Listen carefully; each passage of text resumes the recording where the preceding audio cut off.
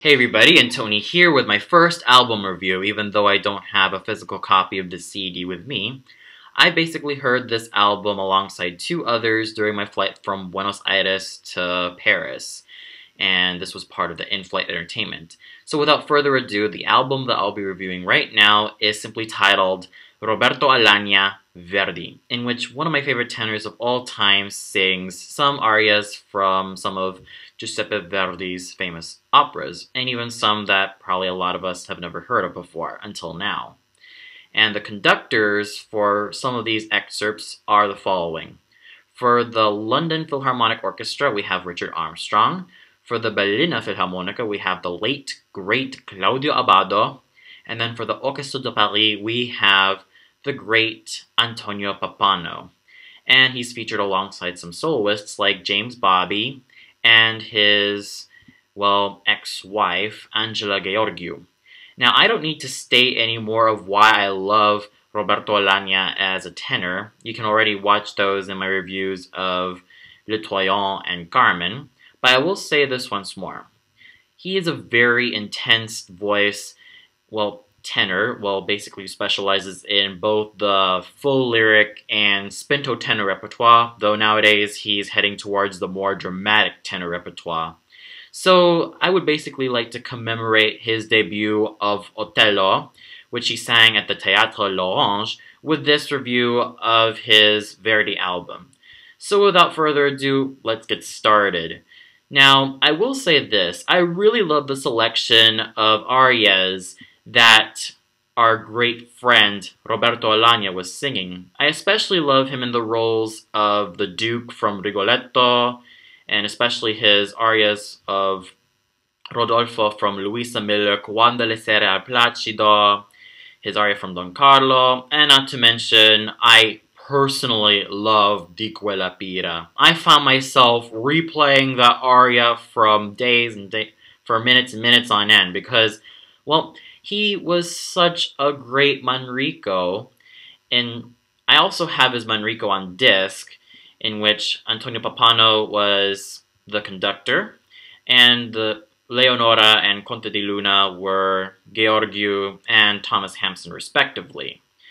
So all I have to say is that out of all the arias that I found myself replaying and really loving that were sung by Alagna, I found myself replaying Di Quella Pira because he had such an intense voice. He was able to keep up the intensity of this aria, and Angela Gheorghiu, even though she had only one line as Leonora, was absolutely flawless. And I also love his Alla Paterna Mano, which he sang with such beauty and with such force. But my problem with this album is how it was arranged. My huge complaint is why separate the recitatives and the main arias? It doesn't really make any sense. I would have loved for the recitatives and arias just to be in one track, but no. The recitatives and arias are in two different tracks, which is actually quite jarring for me because the way I see it, recitatives and the arias should actually belong together in one track. But that's just a minor complaint from such a great collection of arias sung by one of my favorite tenors, who specializes in both the full lyric, spinto, and nowadays the dramatic tenor repertoire. And this is to commemorate and to congratulate his debut as Otello, which he sung at the Théâtre L'Orange alongside Inba Mula and Sung Kyun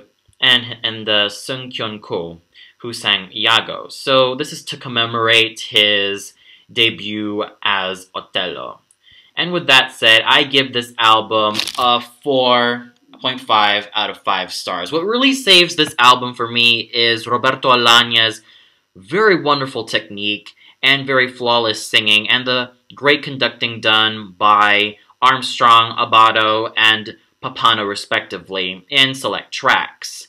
What mars it for me is, even though this is a minor complaint, is the separation of the recitatives from the main arias, which is very jarring for me. I mean, you don't do that. Of course, there may have been time constraints with, rehearsing, but still, it's rather jarring. But still, if you're a huge Roberto Alagna fan, by all means, get the CD. You can even listen to this on Spotify. Well, I don't care how you do it, whether you buy it, download it, or even listen to it on Spotify. Or if you have an oncoming flight, if you're coming from like Buenos Aires or whatever place in the world, and this CD is on your in-flight entertainment, then by all means, go ahead and listen to it. You won't be disappointed. Just be careful that there are some separations of the recitatives and the main arias, which can be jarring for some people.